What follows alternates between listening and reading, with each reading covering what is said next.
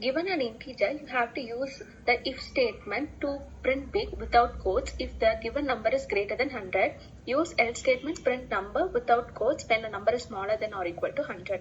இவங்க என்ன சொல்றாங்கன்னா, ஒரு நம்பர் இருக்கு, அந்த நம்பர் வந்துட்டு greater than 100 இருந்துச்சுன்னா நம்ம வந்துட்டு பிக்னு print பண்ணணும், இல்லாட்டி 100 விட கம்மியா இருந்துச்சுன்னா அதுல வந்துட்டு நம்பர்னு print பண்ணணும். இவங்களே இங்க என்ன சொல்லிட்டாங்கன்னா, if statementல என்ன நம்ம யூஸ் பண்ணணும், elseல என்ன யூஸ் பண்ணணும்னு சொல்லிட்டாங்க.